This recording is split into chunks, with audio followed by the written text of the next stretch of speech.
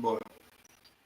Bom, boa tarde a todas e todos, bem-vindos ao curso de Teoria de Modelos. Desculpa aí os problemas técnicos do início, e também eu não vou conseguir abrir minha câmera porque está dando problema com a internet, ou com alguma outra coisa que a gente não sabe. Mas, bom, eu vou falar brevemente essa semana, só vou fazer uma apresentação do curso. Quem vai dar essa semana, a aula dessa semana vai ser o Leco.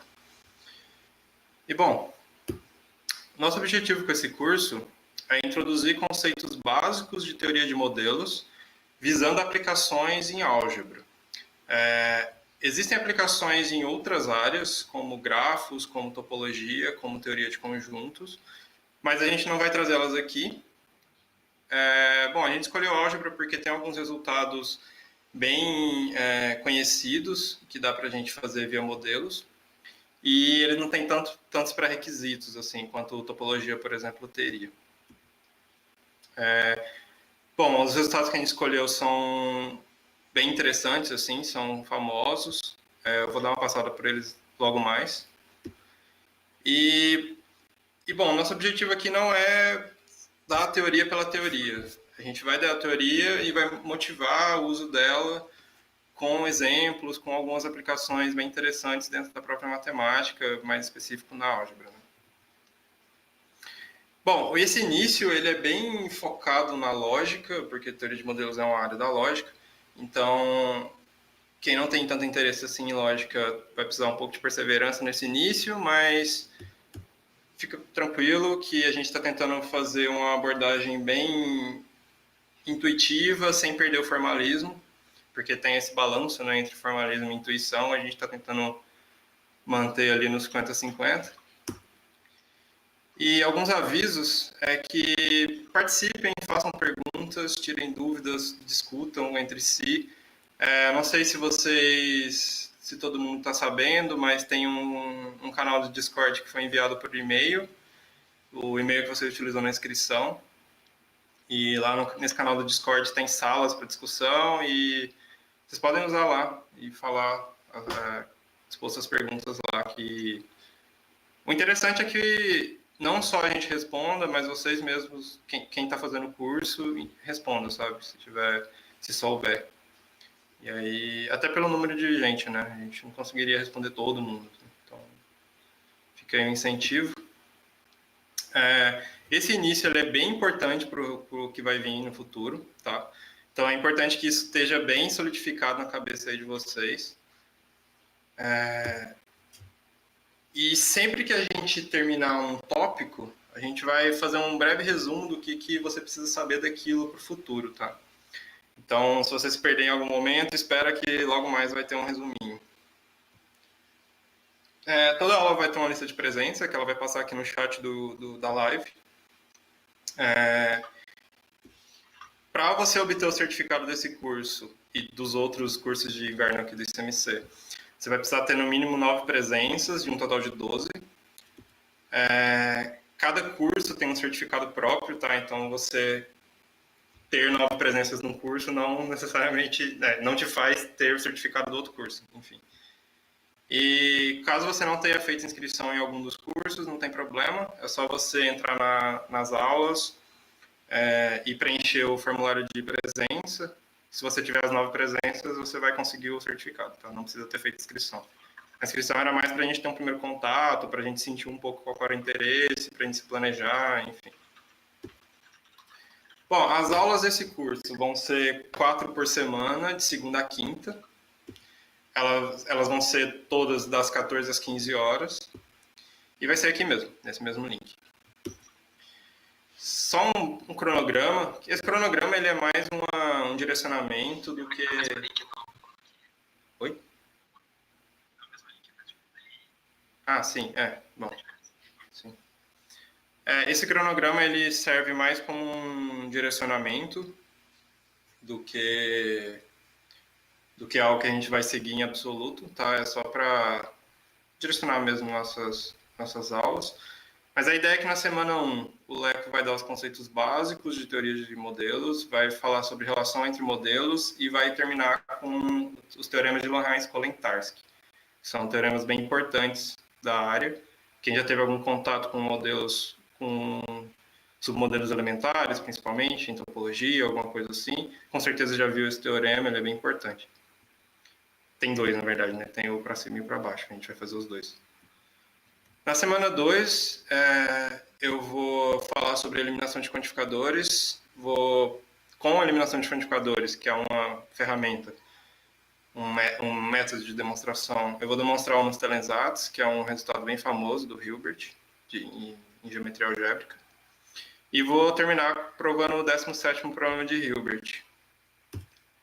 Já na semana 3, o Leco volta e aí ele vai falar sobre o ultraproduto, que é outra ferramenta. E a gente vai usar para provar compacidade, que é um teorema importante de teoria de modelos também. E vai acabar o curso provando essas 3 aplicações aqui, que é o Axe-Grothendieck, a irredutibilidade de Nader-Strovsky e o teorema de Ramsey. Esse último ele é de teoria de grafos, a gente falou que só ia ter álgebra, né? Mas vai ter um teorema aí famoso de grafos também no final. As notas de aula a gente está fazendo, já temos as notas das 3 primeiras aulas, estão aqui nesse link do GitHub, vocês podem pegar lá. Outro livro, tem algumas recomendações, né, de bibliografia, todas elas são em inglês, tem pouco material desse assunto em português, tá?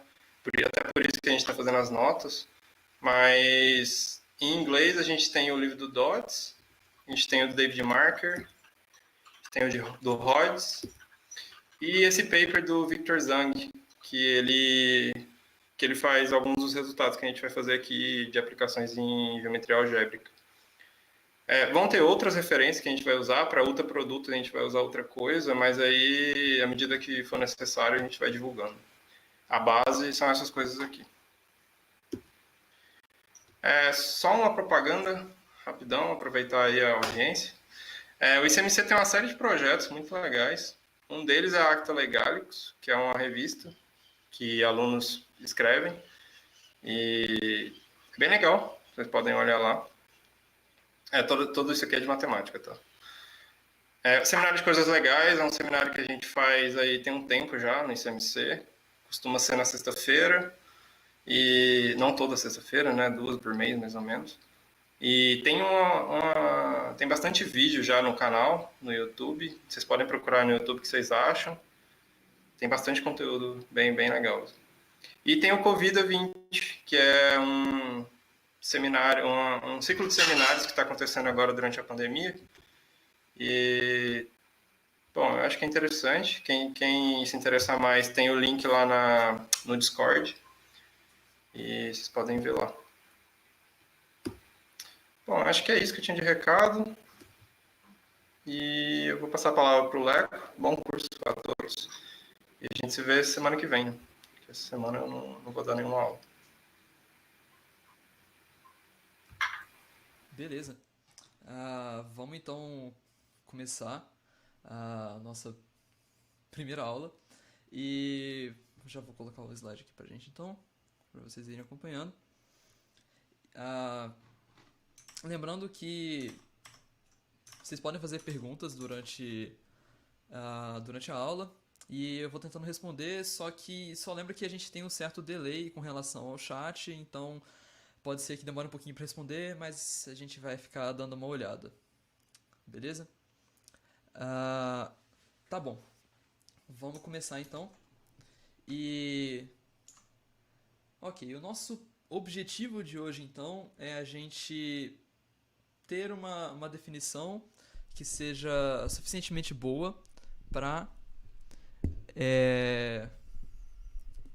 uma definição da lógica de primeira ordem para saber o que a gente vai usar, quais são as fórmulas que a gente pode escrever.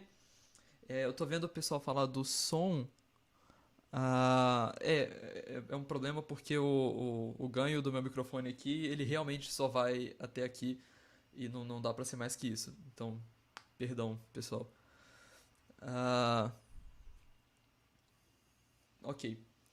Então, em geral, quando se fala de teoria de modelos, a gente está nos restringindo a tratar da lógica de primeira ordem.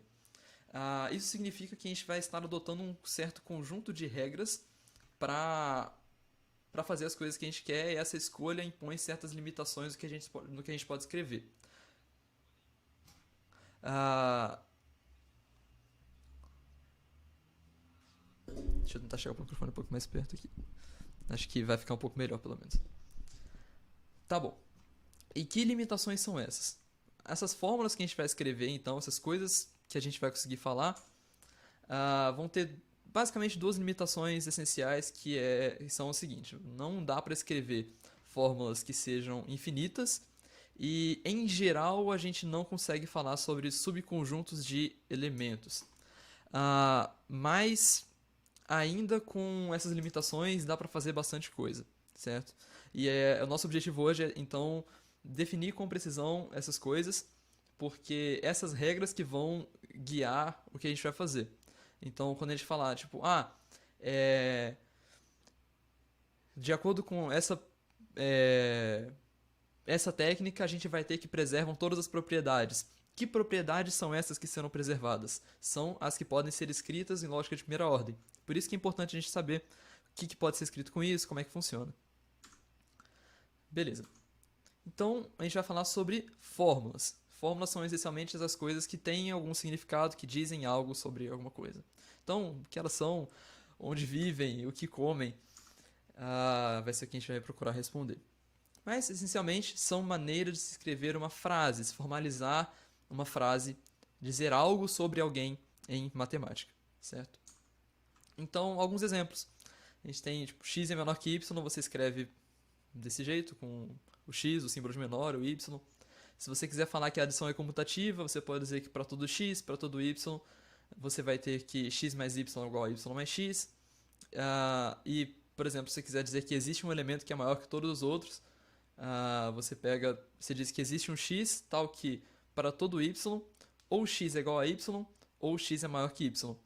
Então, é bom que a gente seja um pouco confortável com essa maneira de se escrever, às vezes suprimindo um pouco essas frases como tal que, ou então escritas como palavras em português.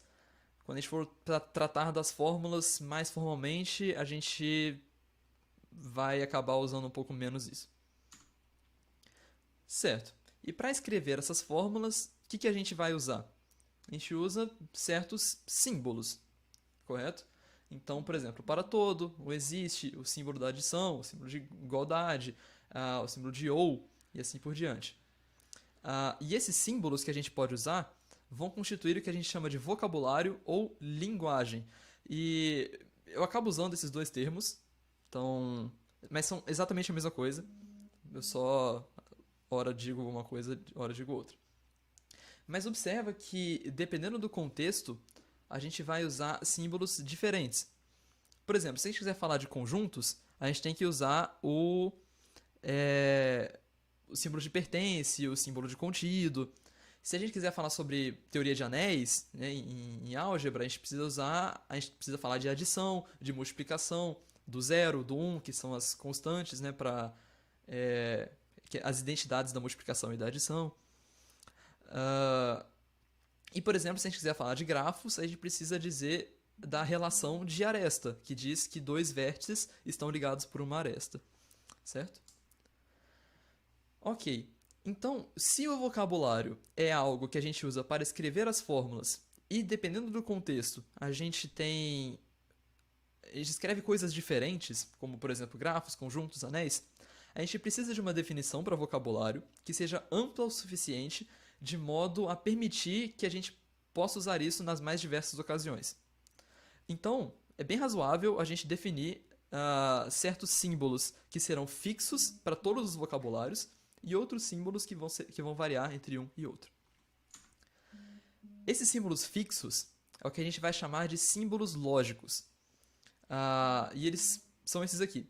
É o igual, o ou, que é esse V, o e, que é esse V invertido para baixo, e a negação, que é esse último ali. A gente tem os quantificadores, que é o para todo e o existe. Para todo é o A invertido, o existe esse E ao contrário. E a gente tem enumeráveis variáveis, que são... Bom, variáveis são as coisas que a gente vai usar para falar de elementos genéricos, né?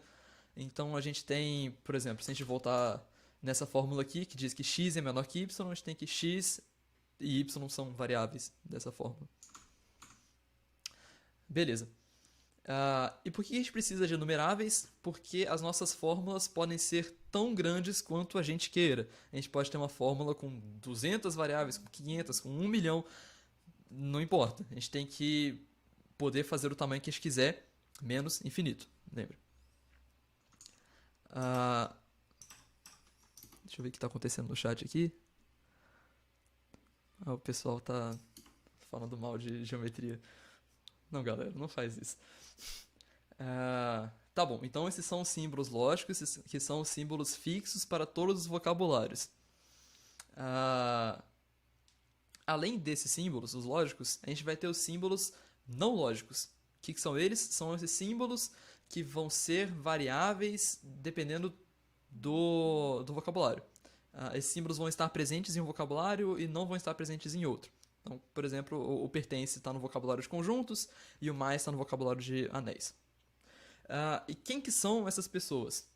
São três: símbolos de constantes, símbolos de relações e símbolos de funções. E aí, geralmente, a gente chama os de constante chama de C, os de relações chama de R maiúsculo, e o F, ou de funções de F. Normalmente, eu costumo usar negrito para denotar eles.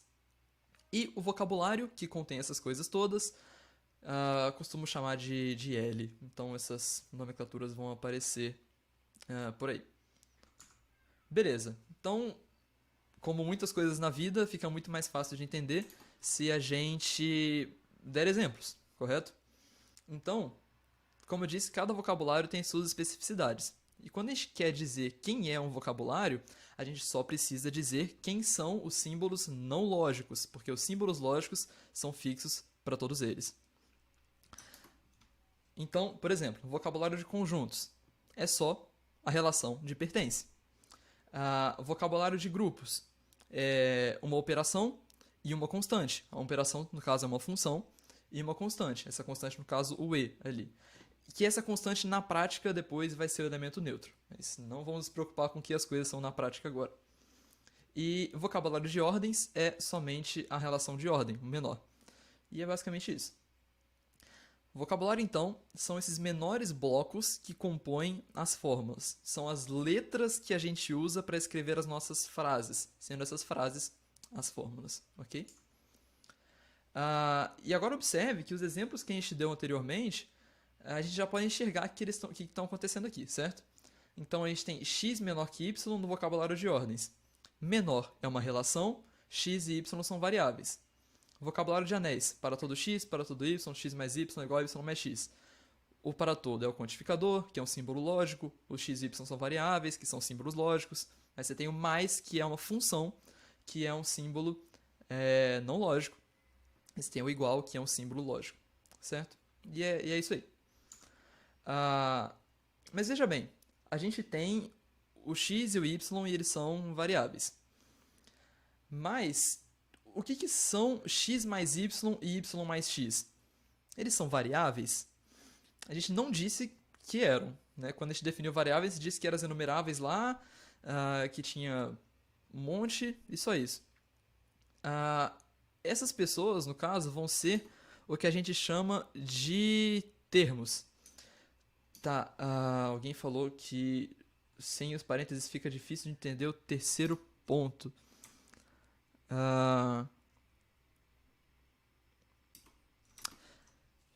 Então, a questão de colocar parênteses ou não realmente é uma escolha, às vezes, até estilística, assim, mas quando for mais complicado realmente de entender, eu vou sempre buscar colocar o parênteses. Mas pensa que tipo, tudo que está para a direita do quantificador é como se estivesse dentro desse quantificador, assim. Isso vai te ajudar um pouco a pensar. E exatamente o que o Hugo falou aí, é algo importante da gente lembrar também, que exatamente o símbolo de maior ele pode ser definido como a partir do símbolo de menor. E a gente tem bastante desses atalhos. Por exemplo, quando eu falei de conjuntos, você pode ver que eu não coloquei no vocabulário o símbolo de contido. Eu não coloquei o símbolo de união, não coloquei um símbolo para interseção. Por quê? Todas essas coisas podem ser definidas a partir do pertence. E o vocabulário é só o mínimo que a gente precisa fazer. Salvo algumas exceções que é conveniente a gente colocar umas coisas a mais ou a menos. Mas a gente vai chegar lá daqui a pouco. Como eu estava falando, esse x mais y e esse y mais x então, não são variáveis, eles são termos. Termos, então, são as pessoas sobre as quais a gente está dizendo alguma coisa dentro de uma fórmula. E quem que são esses caras? Em primeiro lugar, todas as variáveis e todas as constantes são termos. E tudo que você pode construir a partir de variáveis e de constantes são termos também. Como assim? Deixa eu dar uma olhada no chat aqui, ver o que está acontecendo. Isso, exatamente o conjunto vazio também. Exatamente. Obrigado aí, Hugo, obrigado, Vinícius. Estão me ajudando bastante nas respostas aí. Por favor, assim, continue fazendo isso. Beleza. A gente quer entender quem que são esses termos agora. Então a gente diz que as variáveis são, os constantes são e as coisas a partir disso também são. Pensa no vocabulário de anéis. A gente pode falar sobre as variáveis e pode falar sobre as constantes, né? Então, é razoável dizer que se a gente pode falar sobre x e a gente pode falar sobre y, a gente pode falar sobre x mais y. E a gente pode falar sobre x vezes y, certo? Então, a gente tem elementos do tipo x mais y e elementos do tipo x vezes y. Mas, além disso, a gente pode combinar essas coisas diferentes também. Então, a gente pode ter elemento do tipo x vezes y mais z, ou 1 mais x mais z vezes 0, sei lá. E todo esse tipo de coisa. A gente pode ir juntando elas. Só que a gente não pode... A gente não sabe o que é um elemento do tipo 1 mais 1 mais 1 mais 1 mais 1 infinitas vezes. Em geral, isso não existe no anel. Tudo bem, você tem a definição de limite lá, assim, mas assim, limite já é muito sofisticado, né? Não é sobre isso que a gente está falando. Então a gente não tem, por exemplo, somas infinitas ou produtos infinitos aqui. Quem que são os termos da linguagem de anéis, então? São somas finitas de variáveis e constantes, produtos finitos de variáveis e constantes, e os mistos entre eles, misto de somas e produtos e tal. Então, para construir um termo, a gente pega os termos que a gente já tinha e faz operações com eles. E os termos mais simples de todos são variáveis e constantes. Isso deve dizer para a gente que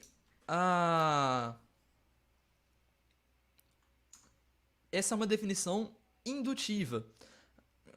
Como assim? Observa aí. Toda variável é um L termo. L termo porque é um termo da linguagem L. Se C é um símbolo de constante, então C é um L termo. Sumiu o C ali, perdão. Eu corrigi isso e ainda deu problema, desculpa. Esse espacinho vazio que ficou era para ser um C de constante. Ok, essa é a nossa base da indução. E qual que é o passo indutivo? Se a gente tem N termos e a gente tem uma função n-área f, então f de T1, T2, T3, Ttn é um termo também. O que eu digo que é uma função n-área? É uma função cujo domínio é o produto cartesiano n vezes do seu universo. Então, por exemplo, a adição é uma função binária, porque você pega dois elementos e soma eles e vira um só. Então, uma função n-área é uma função que pega n elementos, opera eles de alguma maneira e gera um elemento novo, certo? Sempre um só. Tudo bem, existem funções que levam tipo Rn e Rn, mas no nosso caso aqui, as funções pegam n elementos e levam em um elemento só. Isso é importante. Do mesmo modo que a gente tem funções n-áreas, a gente tem relações n-áreas. Por exemplo, menor é uma relação binária, porque ele diz se dois elementos estão relacionados ou não pela relação de maior. Beleza. Então, agora, a gente Tá, a linguagem L pode produzir ou gerar infinitos termos? Sim, sim, vai gerar infinitos termos. Por quê? Porque a gente já tem infinitas variáveis. A gente tem inumeráveis variáveis. Ah, então, necessariamente, em todas as linguagens, a gente vai ter infinitos termos. Mas veja bem, só porque a gente tem infinitos termos não quer dizer que lá para frente a gente vai ter infinitos elementos. Isso a gente vai ver quando a gente for falar sobre modelos em definitivo. Agora, quando a gente está falando sobre fórmulas, não precisamos nos preocupar muito sobre o universo em que essas fórmulas estão contidas. Então, quando a gente fala da relação de menor, eu não estou preocupado se eu estou falando sobre essa relação dentro dos racionais, ou dentro dos inteiros, ou dentro dos reais. Não. Eu só quero saber a estrutura da fórmula. E é só isso. Então, necessariamente, você vai ter infinitos termos. Perdão se ficou um pouco confuso, mas quanto mais a gente for avançando, mais essas coisas vão ficar claras. E às vezes é um pouco difícil de falar de coisas de agora sem recorrer a coisas de mais da frente. Então, a gente chega lá. Tá bom. Então, a gente definiu o nosso vocabulário e a gente construiu os nossos termos. Agora a gente tem tudo que a gente precisa para definir com precisão o que são fórmulas. Lembra, de novo, que os termos são dependentes do vocabulário e, do mesmo modo, as fórmulas vão ser dependentes do vocabulário também. Então, e do mesmo modo, a gente vai recorrer a uma definição indutiva. Da mesma maneira que os termos tinham os elementos mais básicos, tinham os termos mais básicos de todos, que eram as variáveis e as constantes, as fórmulas também vão ter as fórmulas mais básicas de todas, que são as que a gente vai chamar de fórmulas atômicas. E o que são essas fórmulas atômicas? Tem dois tipos: igualdade e relação, só. Então, se você pega dois termos T e S do seu vocabulário, né? Dois L termos, T igual a S é uma fórmula. Eu estou preocupado se isso é verdade ou não? Não. Por exemplo, peguei lá linguagem de grupo, de anéis, por exemplo. Eu posso construir a fórmula 0 igual a 1 com as constantes lá 0 e 1? Posso, essa é uma fórmula válida. Quer dizer que isso é verdade? Não, pode ser mentira. Mas, dependendo de como você definir o seu anel, pode ser que, sei lá, seja verdade. Você tem um anel de um elemento só, assim, e aí, tipo, vira a mesma coisa. Beleza? Então, não estamos nos preocupando com as coisas serem verdade ou não ainda. Vamos nos preocupar depois. Ok. Então, essa é uma fórmula, a igualdade. A outra são as relações. Você pega N termos, T1, T2, T3, Tn, e você diz R de T1 até Tn. O que é isso? Essa é a fórmula que diz: os termos T1 até Tn estão relacionados. Por exemplo, x é menor que y. Você pega dois termos x e y, ou dois termos t e s, e coloca t menor que s. Essa é uma fórmula. Diz t é menor que s. Dois termos, um é menor que o outro. Também não estamos nos preocupando se é verdade ou não. A partir dessas fórmulas que a gente chama de atômicas, então, a gente constrói novas fórmulas. Da mesma maneira que quando a gente pegava os nossos termos mais básicos e a gente construía termos mais complexos, a gente pega as fórmulas mais simples e constrói fórmulas mais complexas. A partir das fórmulas atômicas, então, a gente pode construir. Se a gente tem duas fórmulas φ e ψ, a gente pode fazer não φ, ou então φ e ψ, φ ou ψ, e assim por diante. Φ implica ψ, φ só si só ser ψ, e todas essas coisas. Deixa eu dar uma olhadinha no chat e ver o que está acontecendo aqui.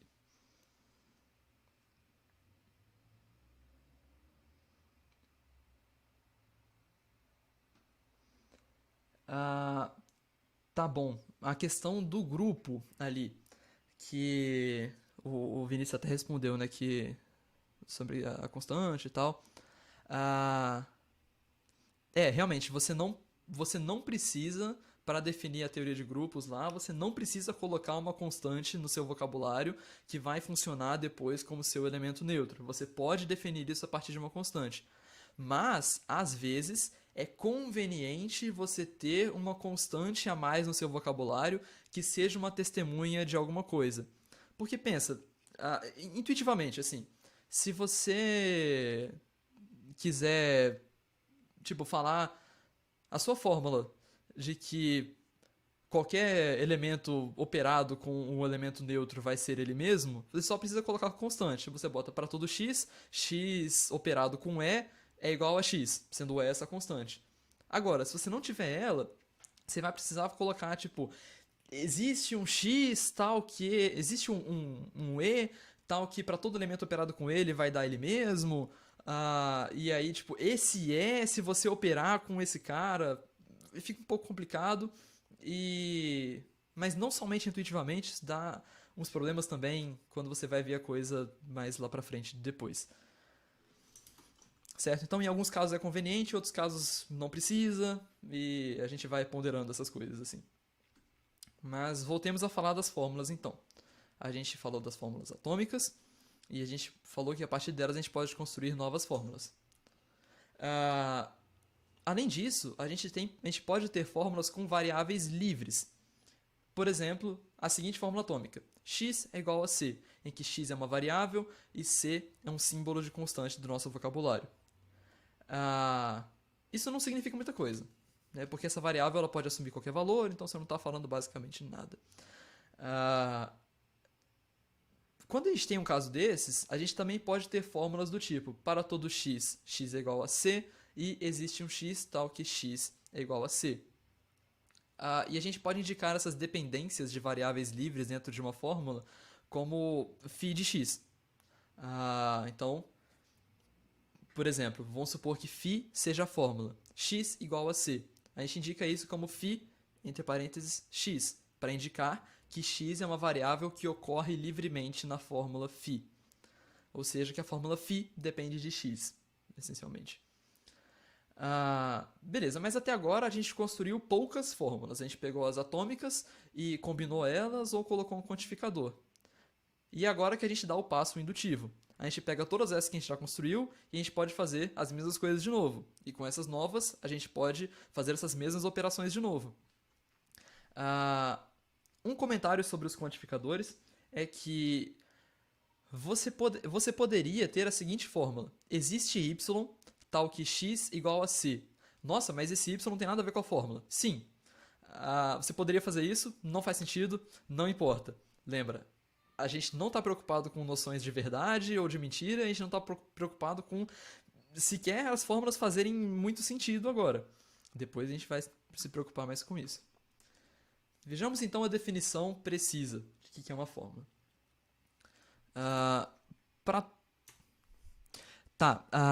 Lucas, você falou sobre a igualdade e ela ser um tipo de relação. Não.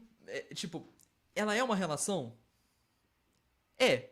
Só que a igualdade, o negócio é que ela é uma relação muito forte e que a gente vai precisar dela em todas as linguagens. Então ela é um negócio em particular. Então, porque igualdade aqui, ela diz que, tipo, se x é igual a y, então, tipo, x e y são exatamente a mesma coisa. Eles não são isomorfos, eles não são equivalentes, nem nada. Tipo, eles são exatamente o mesmo elemento. Se você, sei lá, tipo, você for estudar, não sei, tipo, categorias, assim, você tem essa noção de igualdade um pouco mais afrouxada, mas quando se trata de modelos, às vezes a gente precisa que a nossa igualdade seja realmente bastante estrita. Então, é bastante conveniente que a gente use a igualdade como um símbolo lógico na nossa definição. E ela é realmente completamente estrita, não é simplesmente uma relação de equivalência. Tá bom. Voltemos à definição de fórmula aqui. Então, para todos os termos T e S, T igual a S é uma fórmula. Para todo N e cada símbolo de relação N área R do nosso vocabulário, e todo o conjunto de termos, de N termos ali, você tem que R de T1 até Tn é uma fórmula. E dadas duas fórmulas, você também pode construir φ e psi, ou negação de φ, negação de psi. E se você tem uma fórmula com uma variável livre, você pode definir também, existe x tal que φ de x, ou para todo x, φ de x. E aí entra de novo aquela questão dos atalhos. Tá bom, e o implica? O implica, ele é um atalho para se escrever não φ ou psi, certo? Essa é a mesma coisa. Dizer que P implica Q é a mesma coisa que dizer que P não é verdade ou Q é verdade. Isso significa que quando você for escrever uma fórmula, você não pode botar a setinha de implicação? Não, pode colocar, tipo, mas tenha ciência de que isso é um atalho. E esses atalhos, quando você destrincha eles, você chega em uma coisa que é completamente formal. Beleza. Existe um tipo de fórmula específico que são as sentenças. Uma sentença é uma fórmula em que nenhuma variável ocorre livremente. Como assim?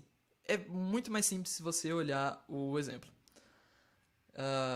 Por exemplo, x menor que y é uma fórmula, certo? Agora a gente coloca um quantificador nela. Para todo x, x é menor que y. Suponha que esses dois caras sejam variáveis, o x e o y. Continua sendo uma fórmula. Agora, para todo x existe um y, tal que x é menor que y. Agora virou uma sentença, porque todas as nossas variáveis, tanto x quanto y, ocorrem dentro do escopo de um quantificador, certo? Esse x menos y está contido no escopo definido pelo para todo x existe y, certo?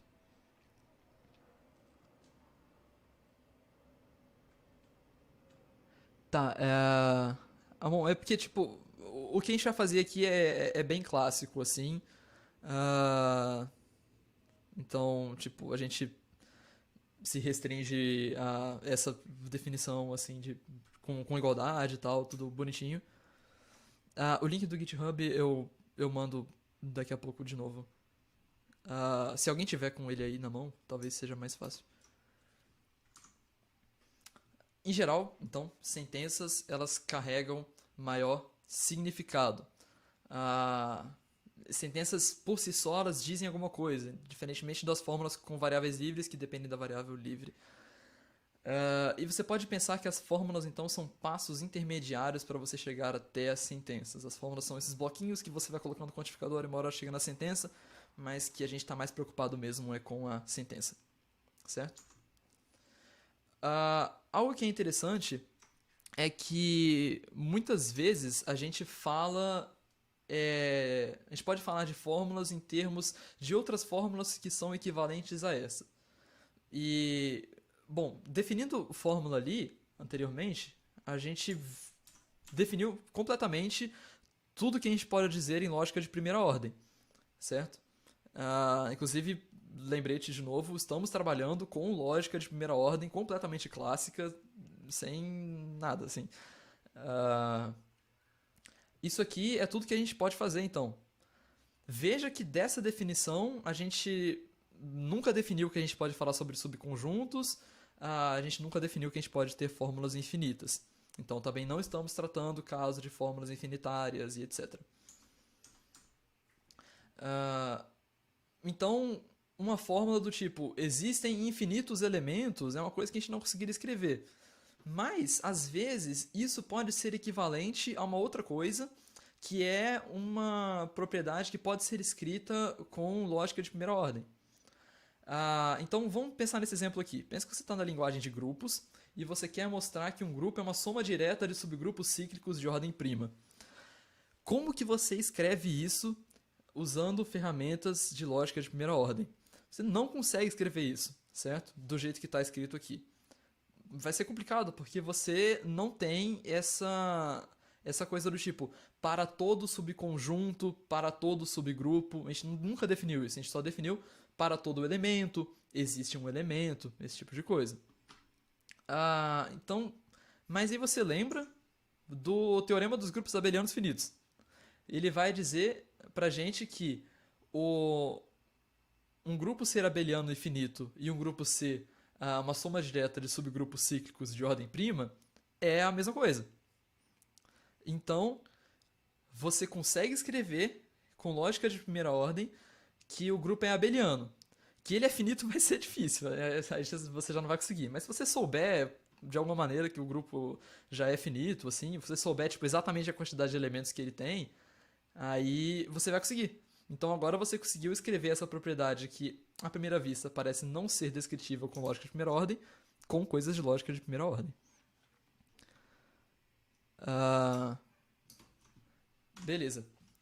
Só que, como eu disse, isso aí não é um problema, porque a gente não consegue dizer que um grupo é finito. Quer dizer, um conjunto é finito, um modelo é finito. Assim. O que seria uma fórmula que diz existem infinitos elementos? A gente precisaria dizer ou existe um elemento, ou existe dois elementos, ou existem três elementos, ou existem quatro, ou existem cinco, e assim por diante para todos os números naturais. Mas não tem como escrever fórmula infinita. Então, a gente não consegue dizer isso, certo? Mas, em alguns casos, isso também pode ser consequência de outras propriedades, certo? Vamos nos debruçar um pouquinho, então, sobre a sobre a linguagem de ordens. E tem uma teoria bastante bacana nessa linguagem, que é a teoria de ordens totais densas sem máximo e mínimo. Nome enorme, geralmente costuma chamar de DLO. E ela tem umas coisas bacanas que a gente pode comentar. O que é essa teoria? Em primeiro lugar, o que é uma teoria? Uma teoria é um conjunto de sentenças. Só. Então, teoria de grupos são as fórmulas que definem as operações para grupo. Então, vai ser a fórmula que define associatividade, a fórmula que define comutatividade, o elemento neutro, elementos inversos, e por aí vai. Teoria de grafos é a teoria que contém a fórmula que diz que um vértice não está ligado a ele mesmo e tipo se dois vértices estão ligados, então ao contrário eles também estão ligados, se o grafo não for direcionado, por exemplo. Quem que é essa teoria então? Ela tem as seguintes sentenças. E eu quis escrever também as sentenças para a gente ir se acostumando com essa escrita formal. É importante se acostumar com essa escrita formal. A gente vai ver porque exatamente na aula de amanhã, quando a gente tratar das questões de verdade e tal, por aí. Então, teoria de ordens totais. Ordem total, dois elementos são sempre comparáveis. Então, para todo x e para todo y, ou x e y são iguais, ou x é menor que y, ou x é maior que y, certo? É o que está escrito ali. Nenhum elemento é maior do que ele mesmo. Então, para todo x, não é verdade que x é menor do que x. A ordem é transitiva. Então, se você pegar quaisquer três elementos, tal que o primeiro é menor que o segundo e o segundo é menor que o terceiro, então o primeiro é menor que o terceiro. E veja que eu já usei ali a setinha de implicação, que é aquele atalho que eu falei, né? Mas se você abrir isso certinho, você consegue escrever com todas as regrinhas que a gente definiu antes. Entre dois elementos, sempre tem outro. Então, para quaisquer dois elementos, se x é menor que y, então vai existir um z que é maior que x e menor que y simultaneamente. Certo? Pegou dois elementos entre um e outro, dois elementos diferentes, tem um cara no meio. Isso diz que a ordem é densa. Não tem nenhum elemento que é maior que todos os outros, não tem um máximo. Então, para todo x, existe um y, tal que x é menor que y. Ou seja, pegou um cara, tem alguém que é maior que ele. Então, não tem ninguém que é maior que todo mundo. E, do mesmo jeito, não tem menor elemento. Como assim? Para todo x, existe um y, tal que y é menor do que x. Então, pegou um cara, tem outro que é menor que ele. Então, não tem ninguém que é menor que todo mundo. Deixa eu dar uma olhadinha no chat. Podemos compartilhar os slides. Vamos compartilhar os slides. A gente pode, né? Não tem problema, assim.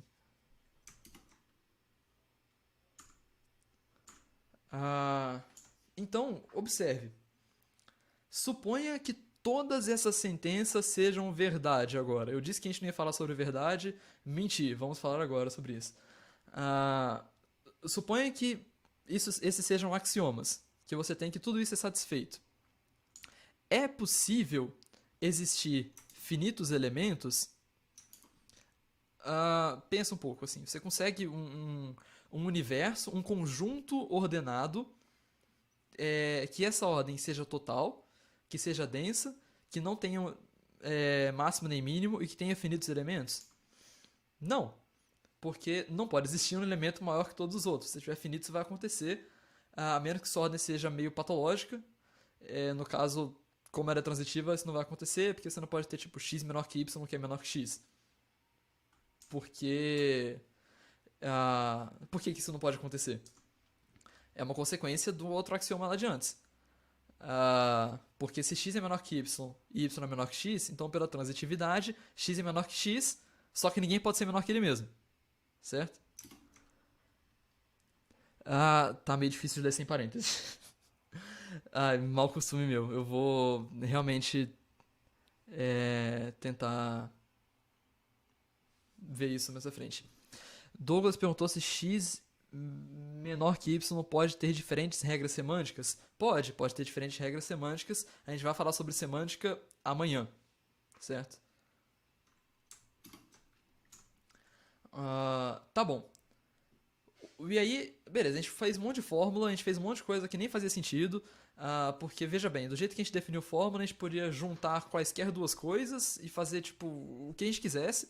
Então, se a gente tivesse uma fórmula, tipo, minha camisa é marrom, e a gente tivesse outra fórmula, meu computador está ligado, então minha camisa é marrom implica que meu computador está ligado. Isso é uma fórmula válida que não faz sentido algum, mas que a gente poderia escrever, porque a gente tem essas duas. E o que a gente quer fazer com isso tudo, esse monte de coisa que a gente criou? A ideia é que o que é central, então, na teoria de modelos é que tudo isso vai depender muito do escopo em que a gente analisa se essas fórmulas são verdadeiras ou não. Então, pensa nessa teoria aqui, de ordens totais densas sem máximo e mínimo.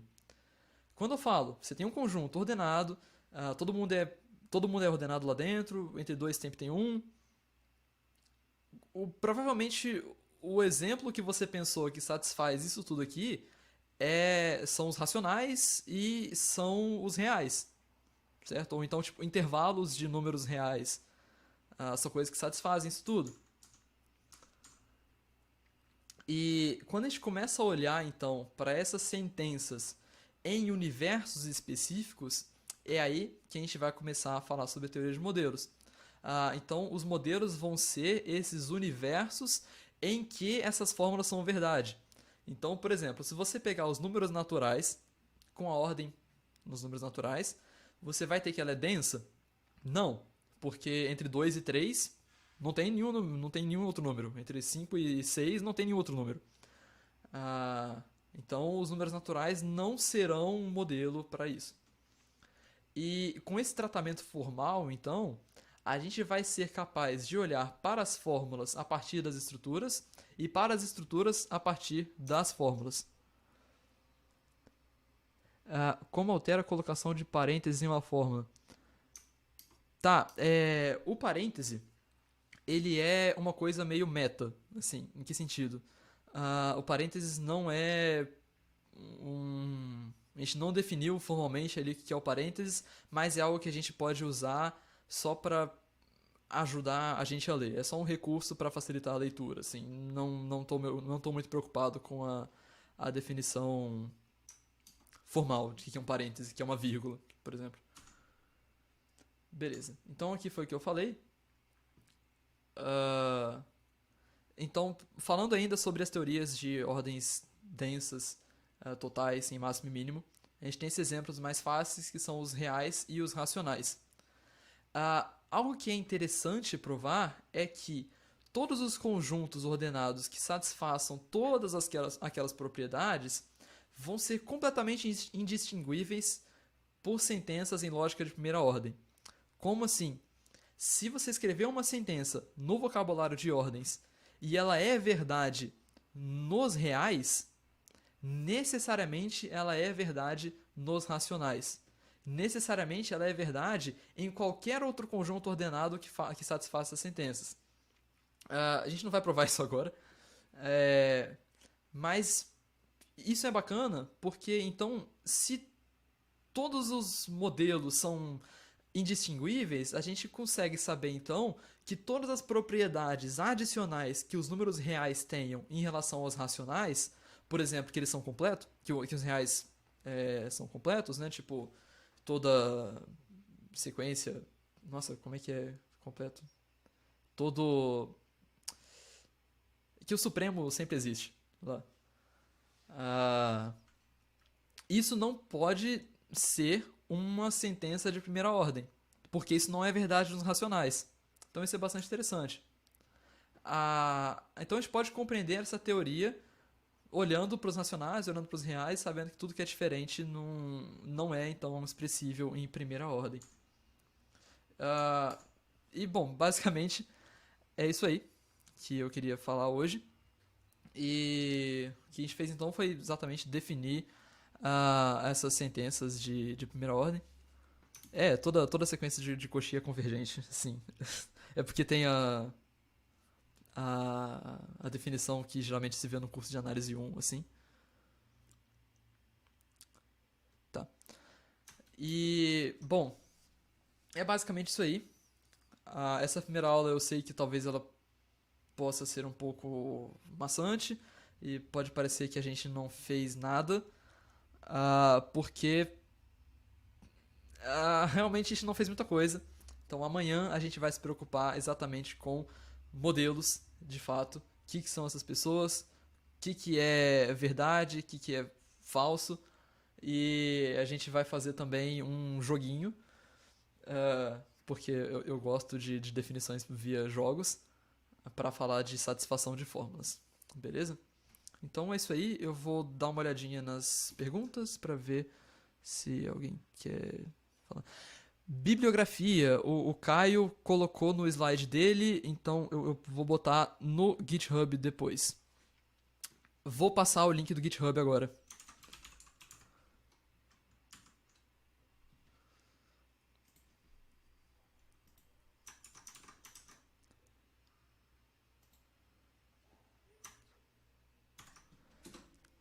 Esse aí é o link do GitHub. A gente coloca então depois a gente bota tudo lá bonitinho assim. Aí lá tem as notas, tem os links das próximas lives dessa semana. E tá tudo certinho. E não esqueçam de colocar a presença. E é isso aí. Bom. Obrigado, Hugo. Você criou uma sala para colocar as coisas da aula. Valeu. É isso aí, galera. Espero que vocês tenham curtido então a aula de hoje. Não se esqueça de se inscrever no canal, ativar o joinha, ativar o sininho. Brincadeira.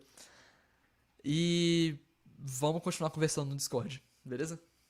Falou.